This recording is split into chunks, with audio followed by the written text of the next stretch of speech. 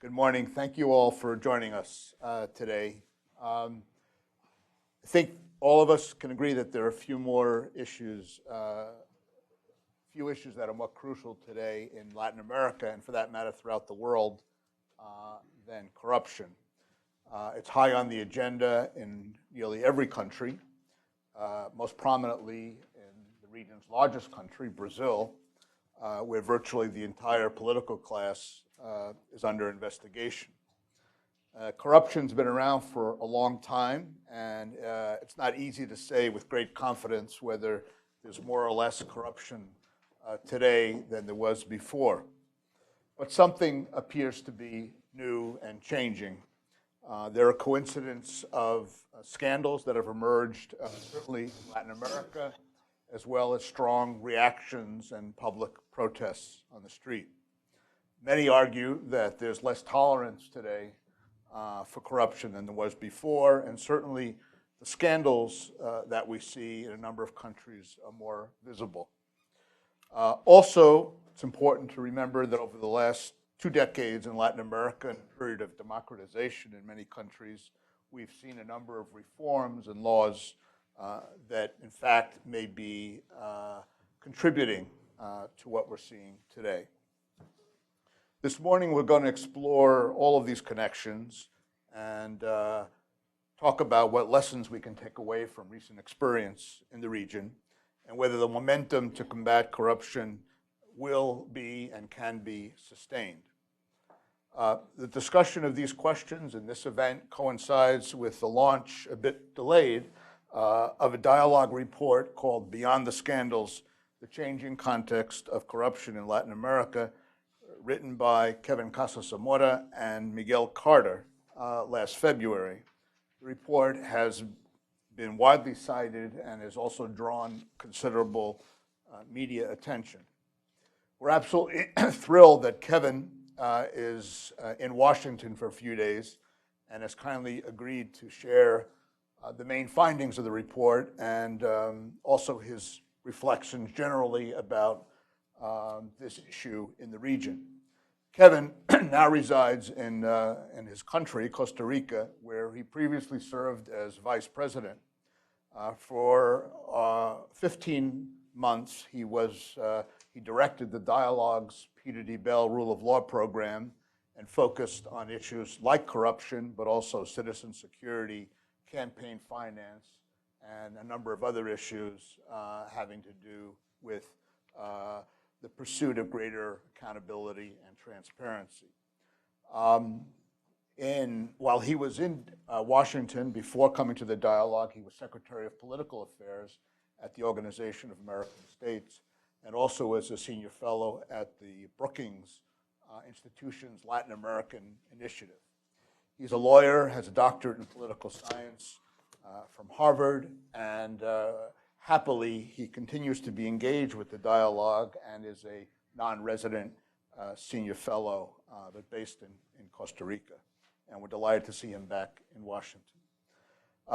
We're very fortunate to have 2 superb commentators to share their reflections on this report and this issue more broadly. Sarah Chase is Senior Fellow at Democracy and Rule of Law Program at the Carnegie Endowment for International Peace. She's a former special assistant to the U.S. Chairman of the Joint Chiefs of Staff. She has a report coming out soon, in the next couple of days, on corruption in Honduras. And we look forward to that, and there's going to be a launch of that report at the Carnegie Endowment, I think on May 30th, is that right? May 30th. So we'll look forward to that report for Sarah. This, I think, is the first time she's at the dialogue, but hopefully it won't be the last time, but we are delighted to welcome her. Carlos Santiso is well known to many in Washington. He heads the Innovation for Citizen Services Division at the Inter-American Development Bank. He's an expert on anti-corruption initiatives, and I want to thank him for his support and encouragement of this report, both personally as well as institutionally. So thank you, Carlos. And Carlos is in a good mood because he's French. The dialogue is very committed to continuing to work on this issue. It's clearly not going away. Matter of fact, I think as time goes by, more and more issues come to the fore. Last November, we had a roundtable event that was chaired by former President of Mexico, Ernesto Zedillo, who's the co-chair of our board. Both Carlos and Kevin participated in that roundtable. And just 2 weeks ago, here in this room, we had another session, which was very interesting, with representatives from the private sector, as well as the FBI on cooperation on law enforcement questions from a U.S. government perspective. So there are a lot of angles and different perspectives that need to be part of a rich discussion and sophisticated debate on this very complex issue. Before turning it over to Kevin, I also want to recognize Kevin's successor as director of the Rule of Law program, Michael Camilleri, who's here with us this morning. He has an absolutely terrific background, and I know will continue to devote serious and sustained attention to this issue moving forward. And finally, I want to acknowledge Ben Radestov, who's the program associate in this program, for his exceptional work in this program and the dialogue. He really, all of us, not only the Rule of Law program, but the dialogue actually work for him.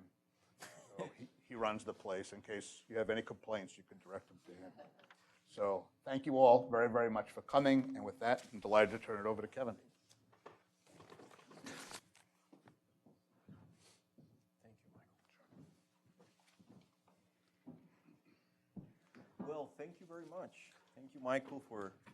Is this thing working? Is it? All right, good.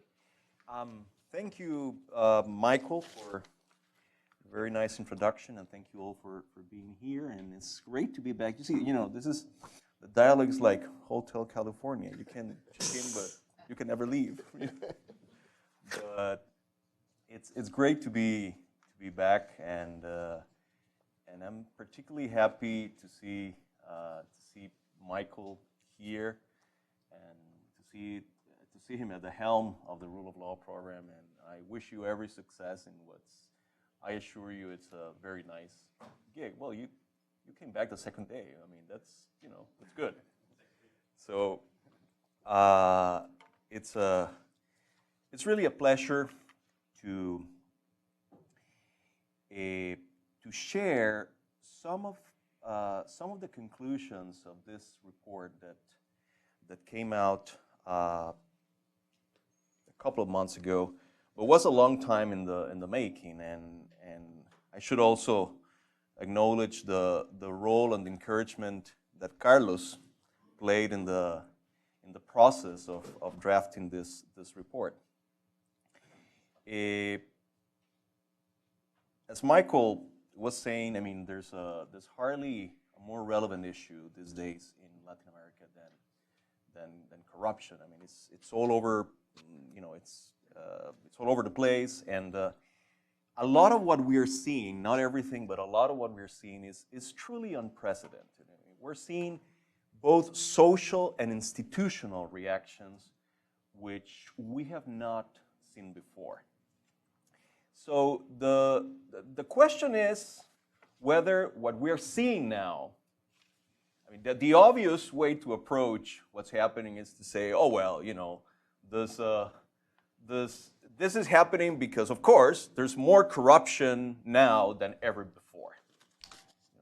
It's a no-brainer.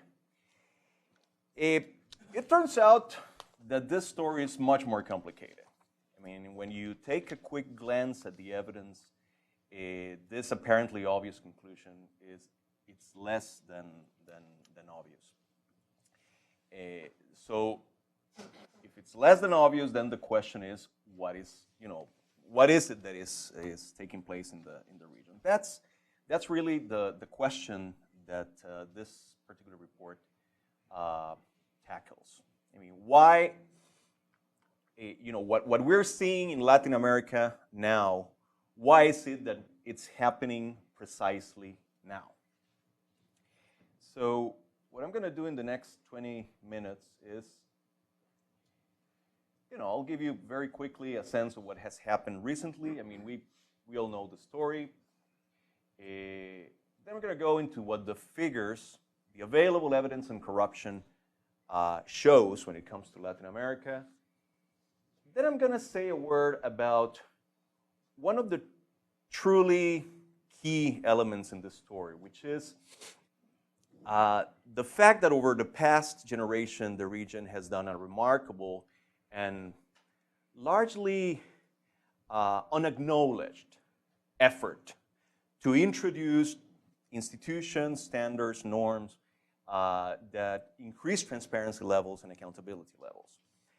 Then I'm going to try to give you a sense of 5 hypotheses that we explored in this report, trying to explain why what's happening in Latin America is happening now. And finally, I'll share some policy recommendations that stem from the analysis. What has happened recently in Latin America? Well, a lot when it comes to corruption. I mean, we've seen cases of grand corruption at the highest level in a whole bunch of countries. I mean, the obvious case is Brazil. I mean, the Lava Jato affair, you know, with over, God knows, but over $2 billion in bribes. Half of the political system under investigation, indicted. And more interestingly, and this is truly unprecedented, in the case of Brazil,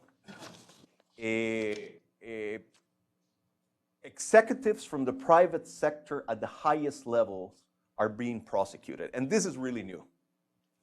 So, and then as a spin-off of the Lava Jato affair, over the past few months, actually after the report was written, we've seen the explosion of the Odebrecht case with truly regional implications, with ramifications in Mexico, in Peru, in El Salvador, in Colombia, all over the place.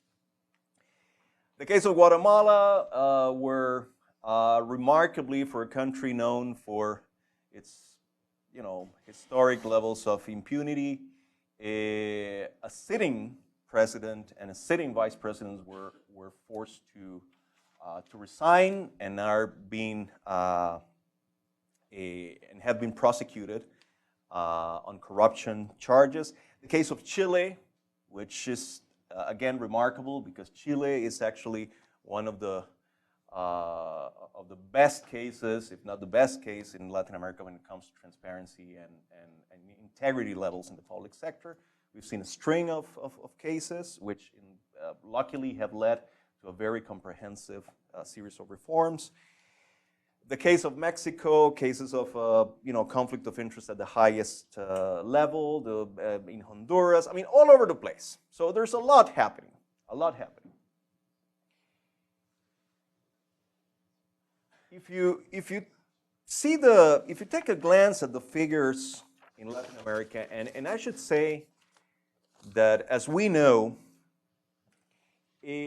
although over the past 2 decades there has been significant progress in terms of providing empirical content to the discussion on corruption, measuring corruption, a lot of the figures that we have are very precarious in many different ways. So this is something that we have to bear in mind. But we do have figures now.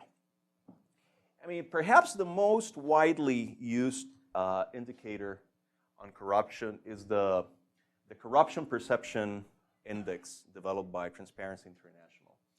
And in a nutshell, what it says about Latin America is that Latin America doesn't do very well when it comes to corruption. No surprise there. For instance, in 2015, 12 of the 18 countries in Latin America were in the bottom half of the Corruption Perception Index ranking. Uruguay and Chile do best, pretty high up in the list. Venezuela does worst.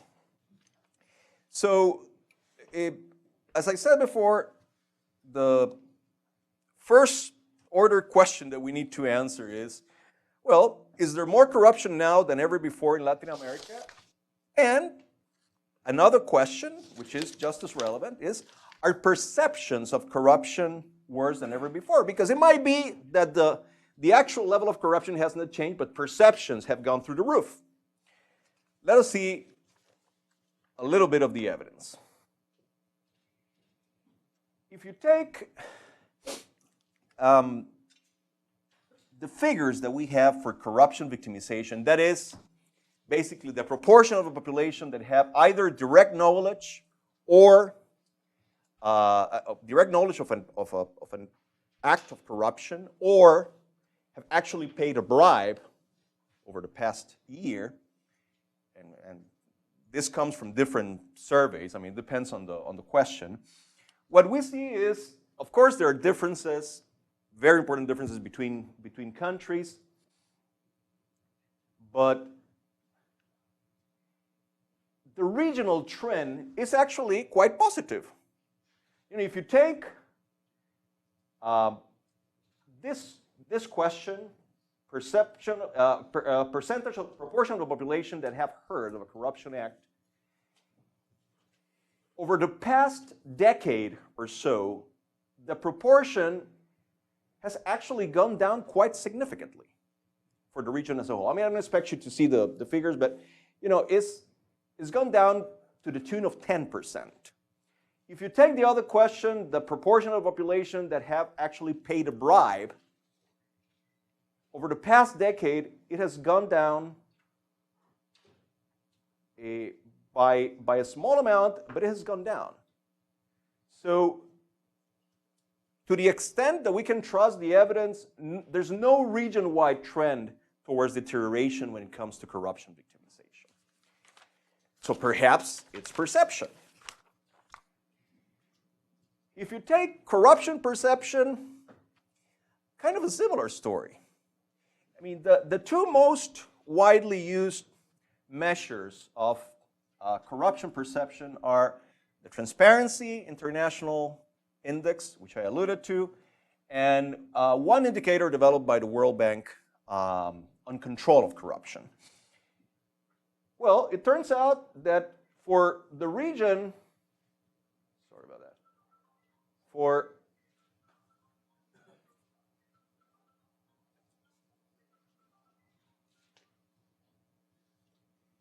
the region as a whole, the Transparency International Index has actually gone up. The region is doing better now than it was a decade ago. In the case of the World Bank indicator, there's a very, very, very slight deterioration over the past decade.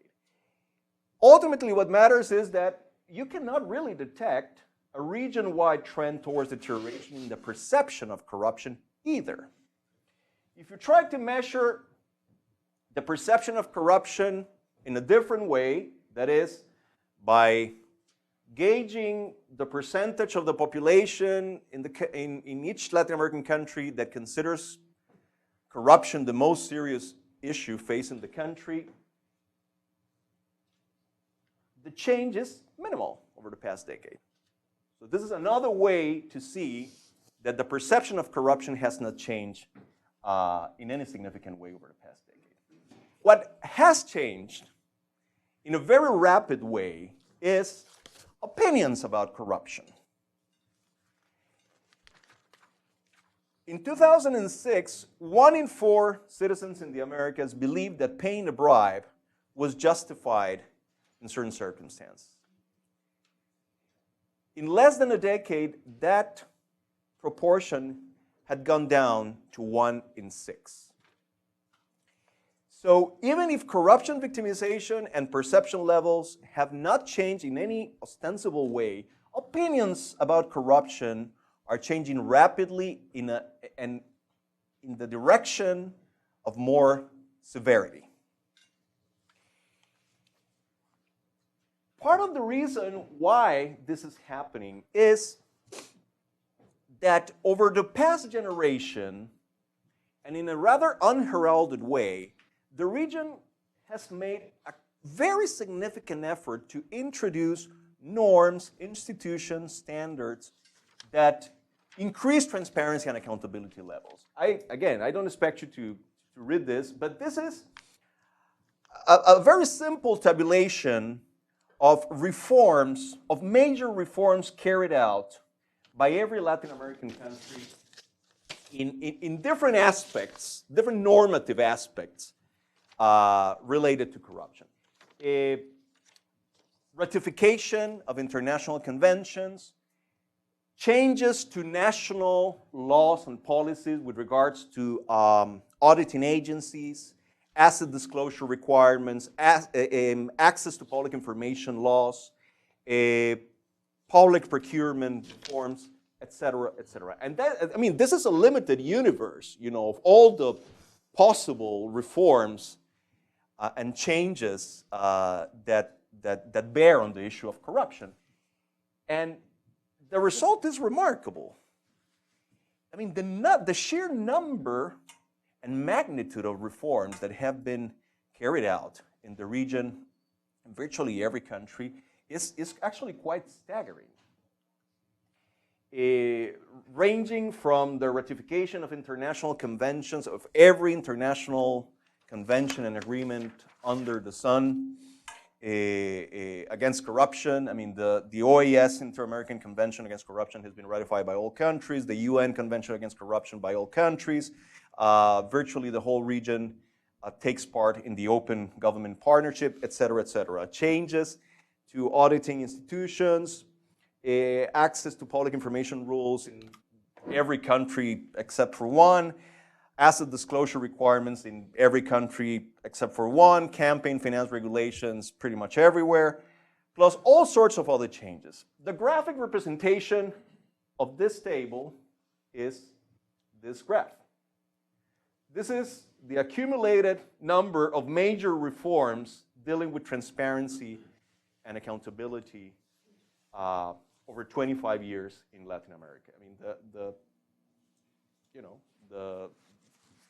the normative effort, the normative edifice that has been created is truly quite remarkable. It's really one of the most remarkable pieces of the story of the consolidation of democracy in Latin America, and hardly anyone talks about this. And of course, there are implementation problems. There are, the implementation is sketchy in different countries.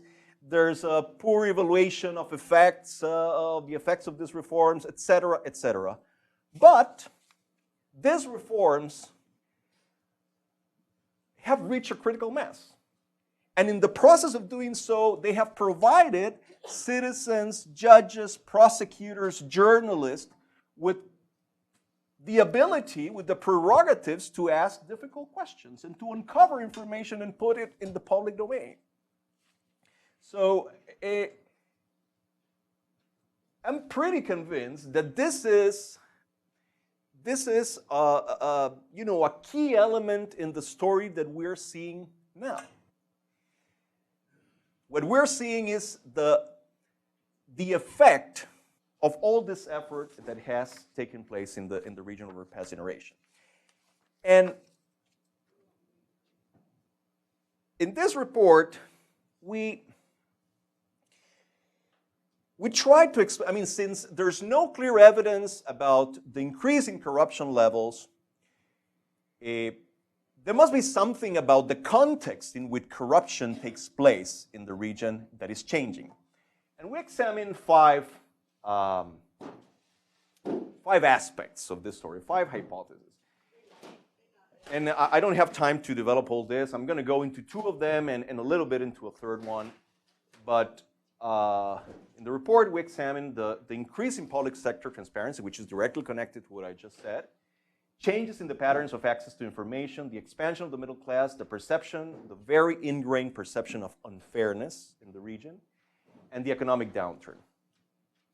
The first one, as I said, is very much connected to what I just said about this normative effort that the region has done. There's no single indicator out there about transparency levels. I mean, there's not a single, consolidated indicator, but you have indicators on transparency in different aspects of what the public sectors do.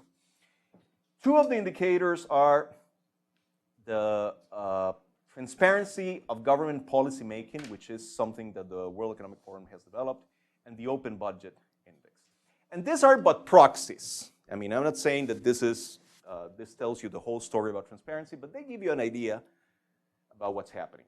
And in both cases, for the region as a whole and for most countries, both indicators have moved in the right direction. There's more transparency now than ever before in Latin American public sectors. There's more information available, and the fact that there's more information available tells you also that a lot of the legal resources that have been introduced over the past generation are being actually used and deployed. Now there's a catch. And the catch is that when I'm pretty sure all of us are in favor of more transparency. Transparency is wonderful. But it so happens that transparency is a very healthy thing for political systems in the long run. In the short run, the harvest that you get is precisely what we're seeing in Latin America, is this continuous succession of scandals that rock political systems. That's what you get. When you increase transparency levels, what you get is exactly what you're seeing in Latin America. So I'm not arguing by in case someone gets the wrong idea, I'm not arguing that we shouldn't do transparency. We should. But we should go into that sort of agenda with our eyes wide open. That in the short run is gonna be tricky. The other thing that is crucial in this story, and this is something that we know, is the change, the dramatic change in the way people acquire information and the way information circulates in the region. This is simply a graphic representation of the percent of the population that gets their news from TV, from radio, and from newspapers.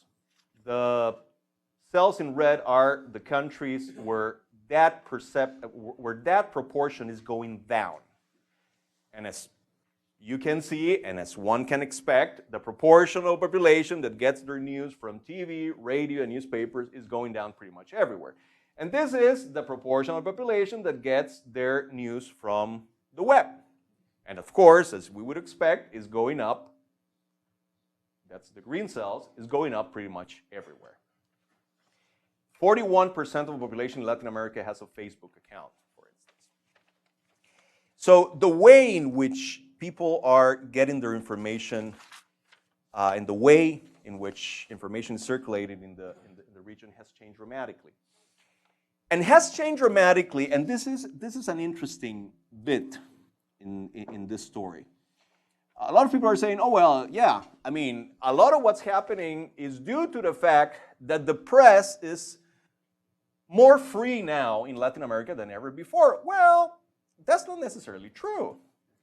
When you take a glance at the evidence, this is from Freedom House, the Press Freedom Index in Latin America, and its evolution over the past decade. Actually, the situation is pretty dire in Latin America. I mean, press is not freer than ever before.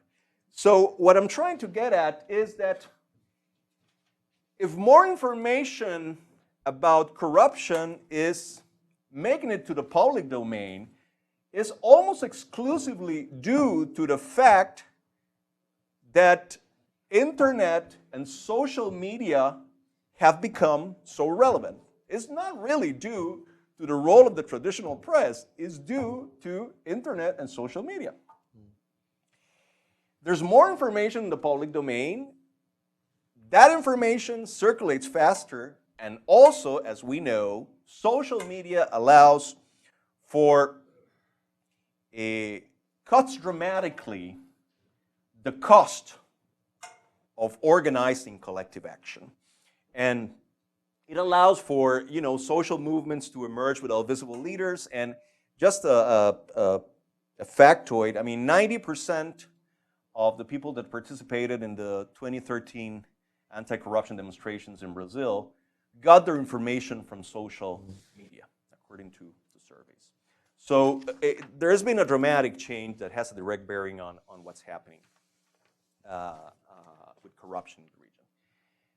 And now I'm going to talk a little bit about what is perhaps the trigger, the immediate trigger of what's happening, because ultimately this, increasing transparency and the change in the way people get their information are long-term trends.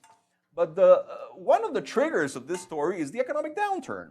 The economic downturn that has made both incumbents and institutions more generally very unpopular. I mean, this is the balance between positive and negative opinions of incumbents in 2010 and in 2015. And the balance is much more negative in 2015 for incumbents as it is for the government as a whole, for Congress, and for the state writ large. So there's as you would expect, the economic downturn has created a regional very strong anti-incumbent sentiment.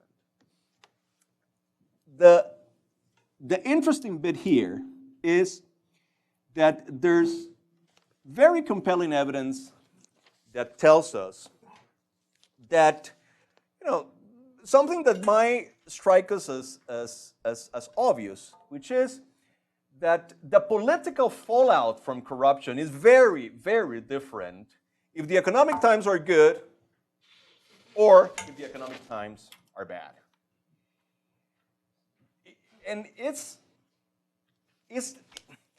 not that the perception of corruption goes up when economic times are bad. The perception of corruption can stay the same. It's the political fallout. Basically, when economic times are good, a lot of people are willing to turn a blind eye. So Latin Americans are generally angry with incumbents, and corruption scandals are providing a very powerful story to mobilize that anger. So that's, a very important trigger to what's happening. And just a final note on this hypothesis that we examine in the report. None of this hypothesis in and of itself would be able to explain what's happening. It is the convergence of all these different factors at a given time that does the trick. And if I were to summarize what's happening in the region, is that corrupt acts have become easier to uncover and disseminate, and also the social attitudes towards corruption have become more unforgiving than ever before. Now, some policy recommendations. I would say the most important policy recommendation, it's a rather general one, but it's an important one nonetheless. I think that the region should acknowledge that this normative effort that has been done over the past generation is important, and we should persist in that route. Because, a lot of people, when faced with all this succession of corruption scandals, are very tempted to say, oh, well, these scandals show that all those norms that have been introduced over the past generation, those scandals prove in a very ostensible way that those norms are useless. I would say that it's exactly the opposite. I would say that those scandals, the fact that we are talking about this, the fact that those scandals made it to the public domain, shows that these norms are starting to have an effect. So persisting in that kind of agenda is very important. We need better information on corruption, and particularly on grand corruption. I mean, whatever progress has been made in terms of developing indicators about corruption has not been matched by any substantive, systematic understanding of how grand corruption scandals work. What patterns can be found? What patterns can be found in the way these corruption scandals make it to the public domain? What role the press plays? What role watchdog organizations play? What role judicial institutions play? That kind of information has not been put together and analyzed in a systematic way. You know, the eternal recommendation when it comes to this kind of analysis, I mean, Latin America is a lousy unit for analysis. You know, whenever you try to write a report on Latin America, well, you realize how diverse the region is and how careful you have to be in terms of prescribing general remedies to supposedly regional problems. I mean, we have to unpack, and precisely what we need is a more granular knowledge of how corruption takes place in each context. We need to pick vulnerable areas, and I can tell you a few that are sustained by the evidence. The evidence suggests that the foci of corruption, of petty corruption in the region are mostly the police, the courts, and local governments. When it comes to grand corruption scandals, virtually every scandal in the region has to do either with public procurement, with tax collection, or with campaign finance, or a combination thereof.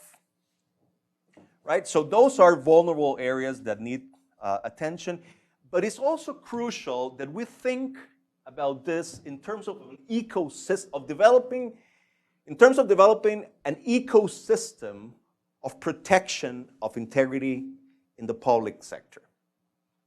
I mean, we need to think holistically. You know, if we reform campaign finance laws, but we don't touch lobbying regulations, yeah, we might be making progress, but not as much progress as we could. We need to develop a whole set of reforms that go in the same direction and are developed and designed in a concerted way. And that's precisely one of the big virtues of the reform process that has been set in motion in Chile. I mean, as you would expect from the Chilean political class, I mean, those guys are serious. And as a result of all the corruption scandals, they set in motion a truly impressive set of reforms that are being gradually adopted by Congress that tackle lobbying, tackle campaign finance, tackle corporate governance. A pretty impressive package. That's the way to go. Invest in ICTs in the region. I mean, there are all sorts of reasons, you know, that make it imperative for development purposes. But ICTs, I mean, particularly access to broadband and smartphones, I mean, they help to keep politicians honest. That's what the evidence shows. And last but not least, well, Latin America's original sin is inequality. I think, again, there are 100 different reasons why promoting,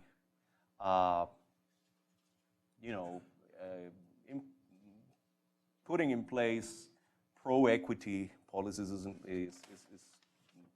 urgent and important in Latin America. But one of the most robust defenses a society can have against corruption is to have an egalitarian culture, as it were. I mean, there might be many reasons. I'm sure there are many reasons why Nordic countries are atop every single ranking on public sector integrity that we know of. But I suspect that one of the reasons is that in Nordic countries, corruption is not simply a case of legal fraud. It's not simply a patrimonial assault. It's a transgression of a social contract that considers citizens as equal in rights and obligations. So to the extent that we're able to move towards a more egalitarian society, we're creating a very robust, arguably the most robust defense against corruption that exists, even more robust than any normative system. So paying attention to inequality is a priority of the highest order, also if we are serious about fighting corruption. Thank you. Great, thank you.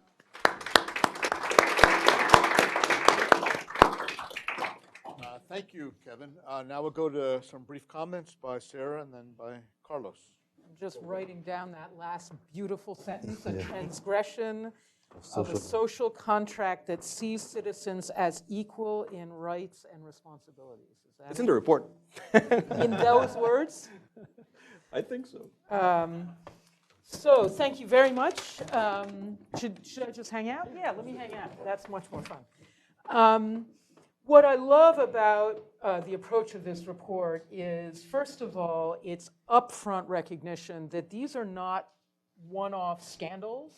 You know, even though you use the terminology of scandal right now, fundamentally the report is about something much more systemic.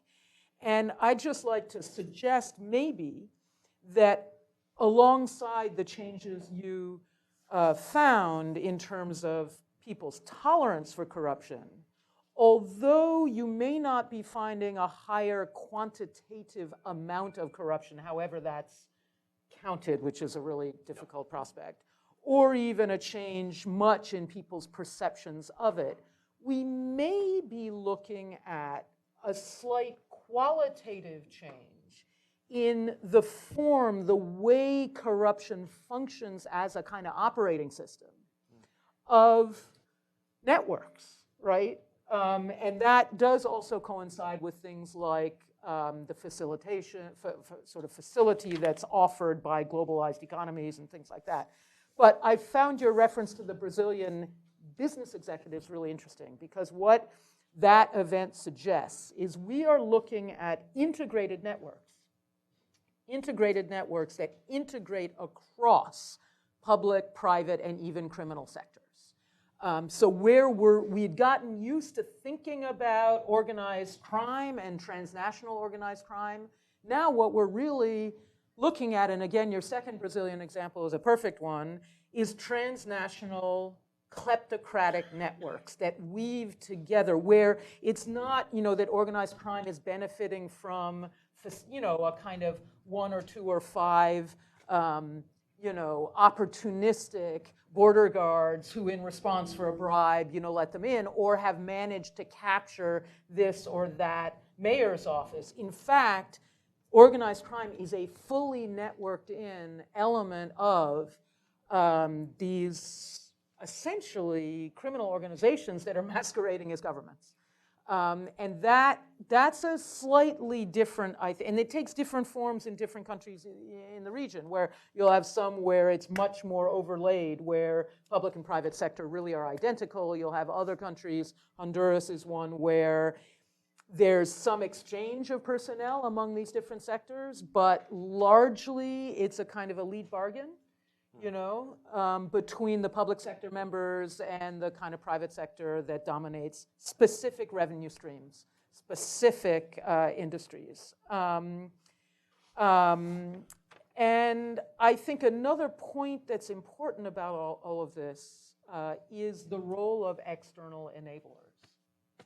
Folks like the development banks and the military assistance and stuff like that, that are often unwittingly popular explosion. You have dramatic downfall of senior government officials unheard of, in recent history. And yet, sometimes it seems like the political system is really intra-network rivalry. And so some of the leaks have actually been provided by political, people inside the network, but who come from a slightly different camp within or strand within the network. And so it ends up being, an amputation so that the network can better rebound. And so that points to your recommendations, which are, boy, we really have to be looking at the institutional structures rather than individual wrongdoers need to be punished as a way of changing the incentive structure around these behaviors, but just punishment is not sufficient to achieve lasting change. Terrific. Thank you very much, Sarah. Yeah, no, and thank you, Michael. Thank you also, Kevin, for this wonderful report and really timely also, because I was thinking, I don't remember who said that, but they said, in God I trust, but everybody else brings me data. And I think in the report there's this preoccupation of basing as much as we can our assessment of something that is very difficult to measure on data. But I would like to maybe have a remark around your last point, because I think it's fundamental about what's going on. I mean, the corruption crisis in the region is really also, it's a crisis of trust in government trust in citizens, and also, a crisis of trust of citizens amongst themselves. I think Latin America is an outlier in the extent to which people trust one another. And in a society like that, that poses a specific challenges to build institutions and to build transparency. I think the report really tries to answer one question, which is, are things getting better or worse? And I think the response is a little bit of a mixed one, in the sense that, it's not getting worse, but it's not necessarily getting better. And so the good news is, I think the good news is that I think the scandals are a reflection that people have had enough about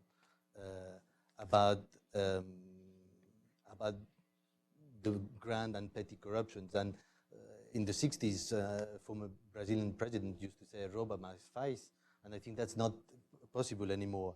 And nowadays, corruption is less tolerated, is more likely to be exposed and prosecuted. And I think there's a good that's a part of the good news of the report.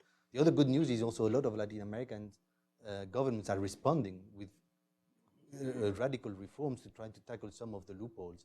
And you mentioned the case of Chile in particular. These are really trying to respond to the crisis by bringing bold reforms, and I think that's a good news as well. The bad news is, though, that things are not getting much better, and I think the quality of institutions are not necessarily where they should be in a region that is at the end a middle-income country, where resources are not necessarily always a constraint. And we see that it has been really a challenging to bring up the quality of institutions where they should be. And I think that's a critical challenge on how you rebuild civic capital and institution capital and trust. I think the report, the second thing is that also it tries to look at, and the title says beyond scandals. What are some of the structural trends that we, maybe give us reasons for hope as moving forward? And I think that I just mentioned three. The first one, and it's an important structural trend and game changer that we see, is that, as you were saying, there's a general shift, generational change in Latin America and the Caribbean, and the digital millennials in particular are really much more active and much less tolerant about all kinds of corruption. So there's much more demand, and as you were saying, there's more transparency, but there's more ability to use that information to bring governments to account in different ways. If you look at some of the numbers in terms of how the young generations are also using social media, as you were mentioning, as a main source of information, it's quite staggering. In the region, we have about 300 million smartphones at this now, and that will increase by 600 million in 2020. Mobile phone penetration, or the presence of people on social media is the highest in the world, is in Latin America. So there's a lot of tools for social mobilization, social protest. I think one of the challenges is how you transform that protest to proposals for structural reforms, and that has been some of the challenge we've seen in how we avoid some of the pitfalls of, as you were mentioning, about some kind of populist responses, and to have more structural reforms being put forward. And what is interesting is in all these social protests, people are demanding more integrity, but also they're demanding better services, better education, better public transport, And I think these two issues are the two phases of a same coin in terms of demand for more integrity, but also better services. I think the second game changer is really this, what we call the second generation transparency reforms, in the sense of all these open and digital revolution, but also the open government agenda is really making a difference in terms of how governments are not only putting information online, but there's much more ability to put that information online in a way that it can be used and to bring governments and governments to account. For example, in the case of Brazil, an NGO called Contas Abertas was really instrumental in using information that was put online about public accounts to make triangulations of information so that then they would bring that to the attention of the Tribunal de Contas, the Unión, and that trigger an institutional response. So you have much more of these tools that I think open government, and in particular open government data, is allowing. And we see that in areas like public procurement.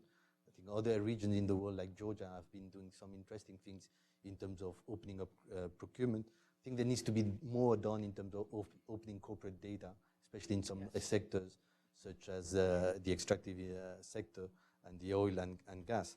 But some of the innovations that technology now is allowing, and actually technology is becoming in the report, as you were saying, the best ally of transparency, is, for example, in Colombia, the Transparency Secretariat has set up an app that is called White Elephants, which allows citizens just like to report what they suspect to be corruption in public works to the authorities. And these social sort of control mechanisms are quite effective. In 2015, they estimate that they've identified 80 public works that were questionable and raised some cases. I think the third and last game changer that I wanted to maybe underscore, which is also the point that is made quite strongly in the report about the role of the international norms and international legal systems. I think there's a change in international law, but there's also a change in international standards. And in a time where a lot of Latin American countries are looking at the OECD as a model of governance, that also brings incentives to improve and step up some of these standards. And one of the things that we see internationally that is quite promising, I think, it's how incentives in the international financial sectors are changing, and how the cost of corruption and the benefits of transparency are being factored in the international financial markets.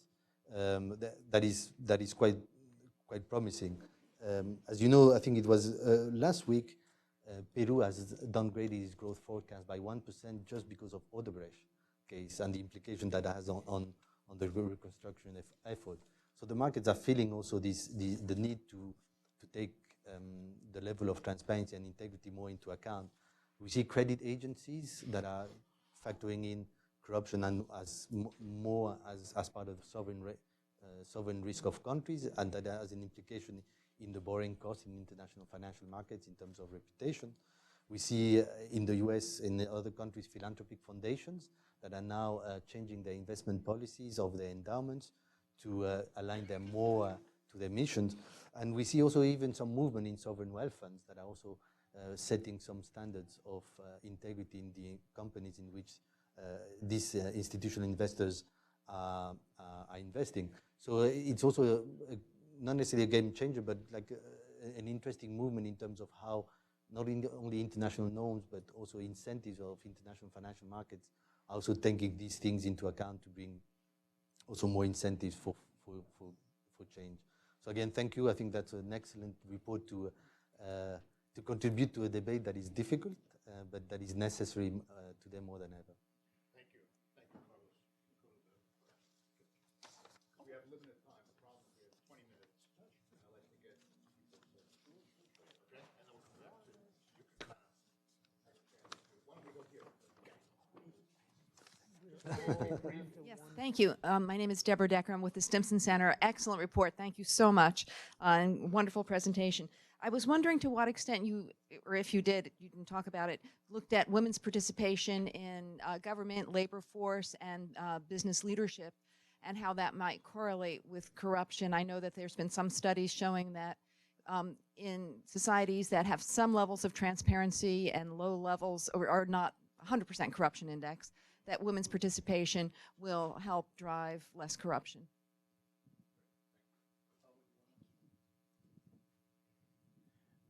Yes, although the report, Gustavo Coronel, Venezuelan geologist, although the report mentions the need for more information on grant corruption, I feel that there is plenty of evidence in Latin America about grant corruption during these last 10 years. Contrary to the past, when Trujillo was a corrupt dictator in Dominican Republic, and Somoza in Nicaragua, and Perón in Argentina, what we have had during these 10 years is a huge coalition of gangsters led by people like Hugo Chavez, Lula, the Kirchner couple, even the Uruguay president, Jose Mujica. So I failed to see that reflected in your report, which I would call more an entomological report because it's about insects, rather than a zoological report, which is what we want about the big animals. Juan Felipe Celia from the Atlantic Council. Thank you so much. My question has to do, so basically, Kevin, you talk about the different laws that have been implemented, open data, e-government, etc. How do you determine whether these laws are actually being implemented? Because many of these laws are enacted, but the local networks of clientelism and corrupt politicians remain intact. How successful can these laws be if you don't tackle the problem of these deep-rooted clientelistic networks?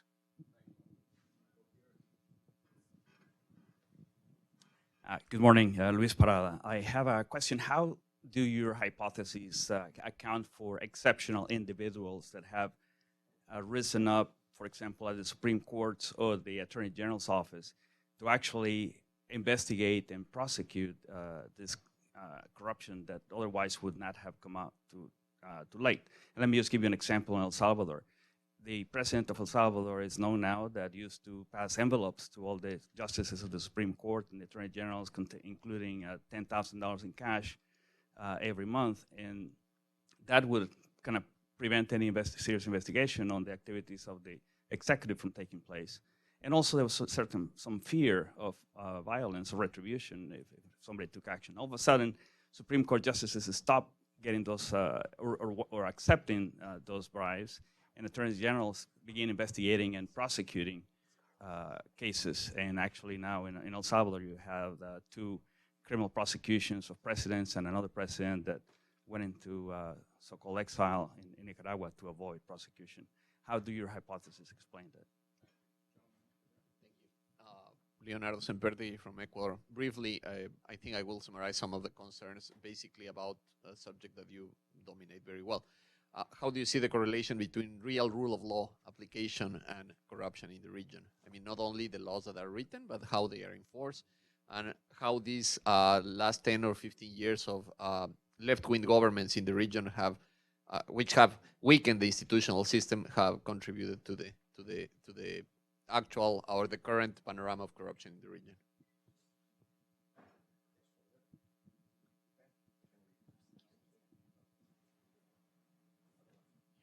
I'm a bit more concerned with a bigger issue, which is Riciclicha with TAP Latin America.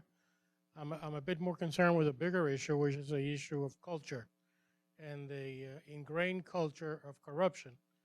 You've talked here about the fact that the digital revolution is helping attack corruption. Nonetheless, there is ample proof that the access to broadband particularly allows a lot of people to download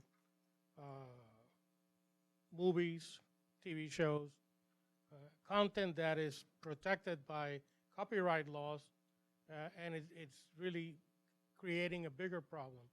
And I believe that corruption starts at the single citizen level, and if you don't change that culture, you could have all the laws that you want to have, all the regulations that you want to have, and whether you enact them or not is really of no consequence if the culture still persists.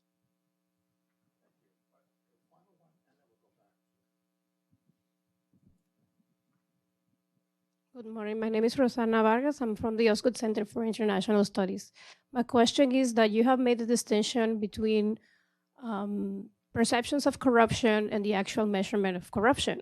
So have you had the chance to explore also what have the governments done to change those perceptions for citizens, and what is actually done to eradicate corruption? Because I do see that as much as we are aware of there are perception shifts, there are also actions taken by governments to then make people shift in their perceptions, while maybe the problems are the same.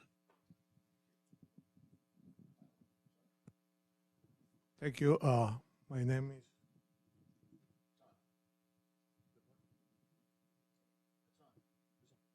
Thank you. My name is Jose Benjamin Escobar from Escobar Consulting. I would like to congratulate Mr. Casas because of this very useful report. I think it has good structure and context for the changing context in the subject. And thank you very much. My question is about two of the points that was mentioned by Miss Sarah Chase. One was this transnational kleptocratic network, which I think is a good point. Perhaps she could enlarge on this a bit, particularly in the case of Venezuela, that is well known that Mr. Chavez first, and then Mr. Maduro has been, making some handouts to some Latin American countries, to subsidies and so on, through Petrocaribe, for instance, which is giving oil and so on. So this would be very good. And secondly, about the military, because the military was mentioned also a bit briefly by Ms. Che. In the case of Venezuela, it's very important because they have control about drug trafficking and so on. This has been mentioned in the media a lot. Thank you so much. Sorry for all the questions. Why don't we, if Carlson or Sarah, especially if any final threat to you, have any brief reactions, and then I'll give Kevin the floor. Sorry about all these. Do you have any? No, I think there was a point here. I think the fundamental point about how changes in culture and incentives and behaviors. I think that's a long-term bet. I think in the report, the distinction between short-term sort of gains and long-term benefits as well. I think one of the contribution is some of the risk of this digital world, and also especially new forms of crime or new channels of crime. I think the cyber world has also some of these challenges in terms of new forms of cyber crime, and how criminal networks are also using the cyber world in some ways. Thank you. Sarah? Yeah, a couple. On culture, I'm a little skeptical about cultures of corruption. I find it's often Northwesterners who talk about cultures of corruption in other countries, and I have certainly never found anybody in a country like Honduras or Uzbekistan or Nigeria tell me, would you get off your concern about corruption? That's just how we do things here. Judiciary is a really important question wherever that was. What these networks do is they instrumentalize or weaponize elements of state function to serve the purpose of the network. Almost always, they do that with the judiciary. So what's so fascinating in these Latin American cases is how, justice sector professionals have had the courage and ability, and sometimes outside support, required to carve out some independence.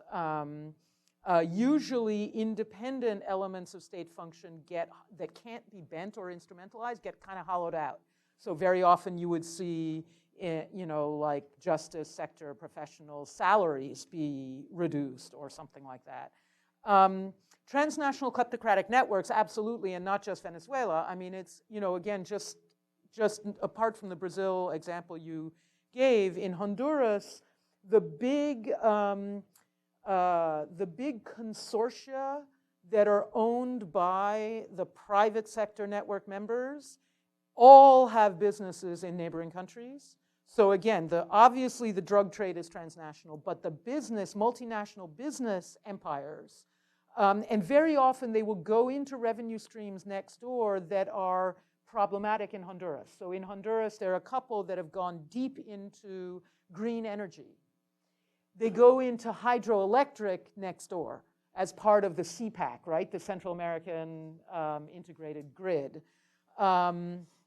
And then you get support for political campaigns in various other countries. So these need to be better mapped. I haven't done it yet, but thanks for that question. And on the military both, again, is either part of the network. Usually there's a branch of the military or a branch of the police. Very frequently the police is a member.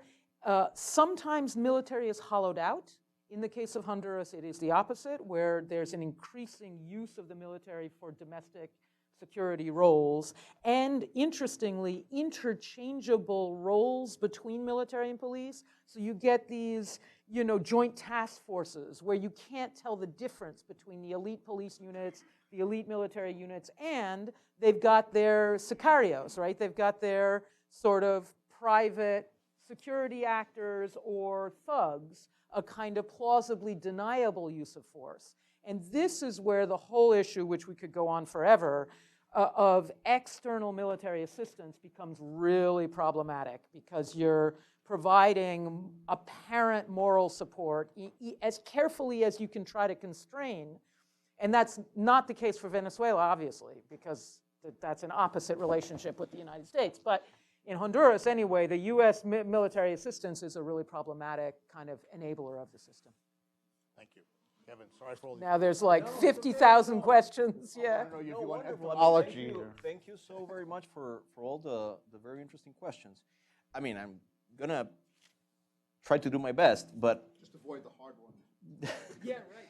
the role of women, no, we didn't look. I mean, the short answer is we didn't look much into that. It's an interesting angle, but I have no evidence of on that particular factor. Yes, there is plenty of evidence of grand corruption out there.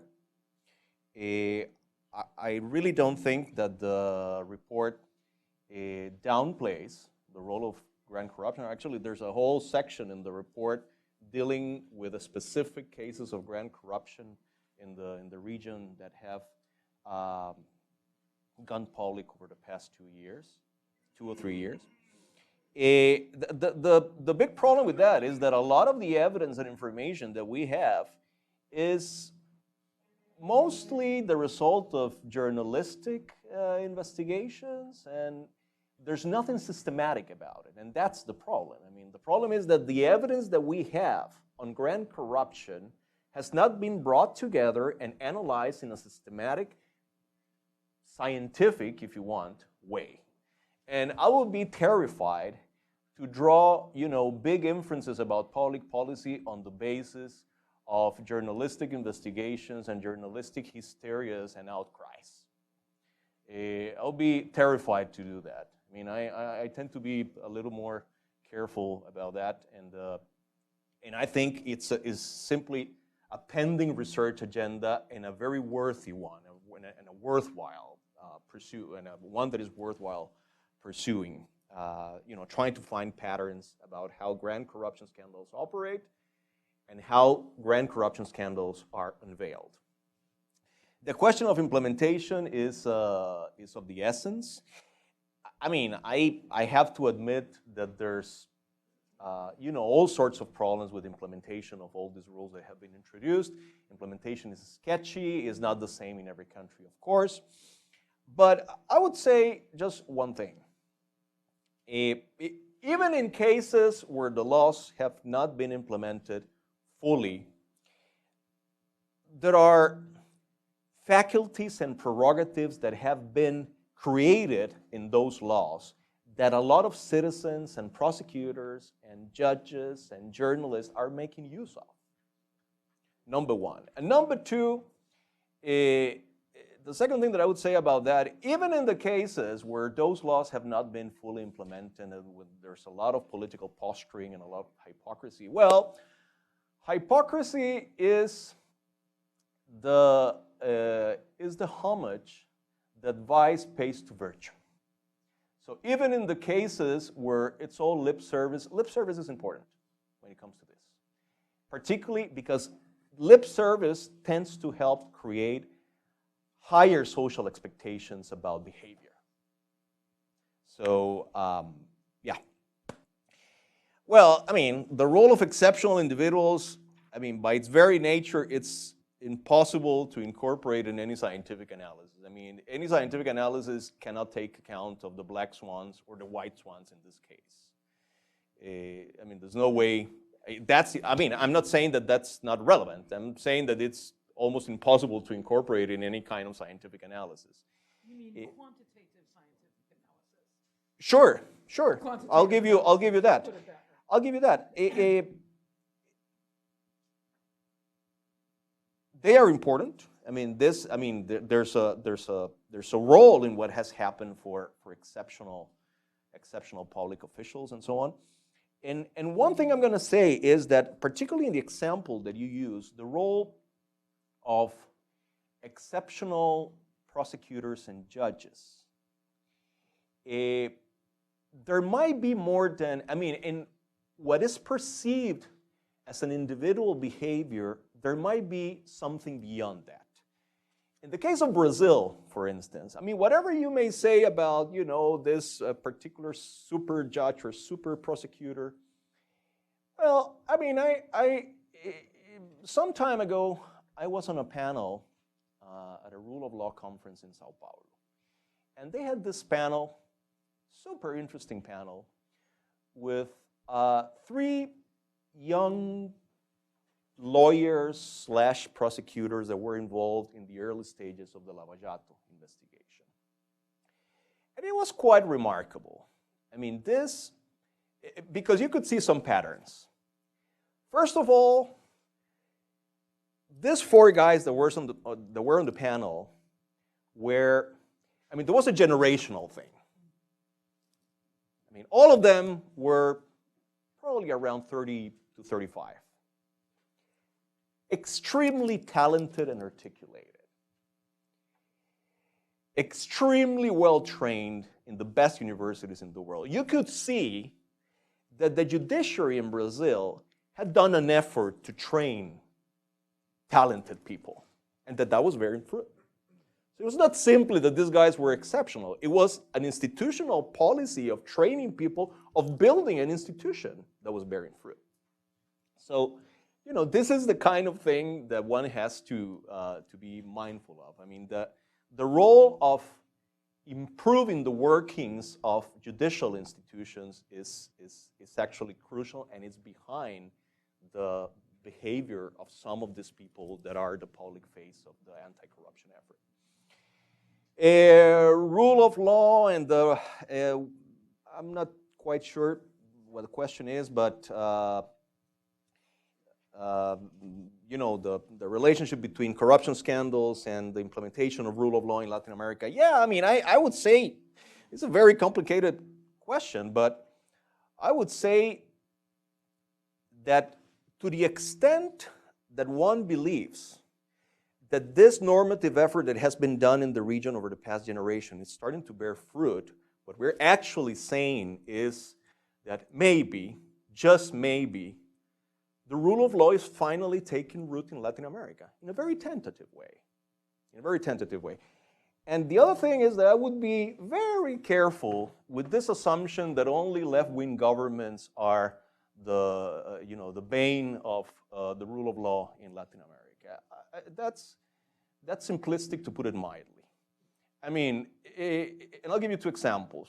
I don't think Ricardo Martinelli had a left-wing bone in his body, and he's a crook. And I would also say that if you take a glance at what has happened with the judiciary in Brazil, that I just alluded to, well, it turns out that the most important reforms to improve the performance of the judiciary in Brazil were done by Lula. So, that only tells you that one has to be careful about finding an ideological bent in this discussion. I mean, I would be very careful with that. The culture of corruption, well, I guess it's been said here. That's a long-term issue. The one thing I would say is that, well, I mean, we do detect a change in the culture. I mean, there is verifiable evidence that people are less tolerant with corruption in the public sector. That's what opinion polls are saying, and that's to be welcome. And and this, I guess, alludes to a bigger discussion on the very complex interaction between culture and institutions. Yes, institutions tend to reflect culture, but institutions can also change culture, and they do it, in very slow ways. And here, what comes to mind, at least to my mind, is the famous book by Robert Putnam on Italy. This interaction, between how a deeply ingrained cultural mores that are inimical to democracy can be slowly changed by the adoption of certain institutions, and how those institutions in turn are hampered by the persistence of deeply ingrained cultural habits. It's complicated. And last question, the real corruption versus perceived corruption. Well, yeah, I mean, I guess different governments have done different things on both fronts. What I'm going to say is that what the evidence shows here is that none of them, neither real corruption, to the extent that we know, nor perceived corruption, have changed much over the past decade. So to the extent that governments have done things on either front, they have not been very successful. Thank you. Thank you. This has been a terrific session. I'm sorry I went a few minutes over, but I think we've covered a lot of ground, and I think it's been extremely informative. I want to thank Carlos for his support, encouragement of this report, and also for his excellent comments. Sarah, it's wonderful to have you at the dialogue. We look forward to your Honduras report, which I'm sure will be very, very interesting. Kevin, congratulations to you and Miguel on this very, very important report that I think has been really a reference for people working in this area. And it's great to have you back in Washington. We hope to see you as often as possible. So congratulations and thank you. Thank you all very, very much for joining us this morning.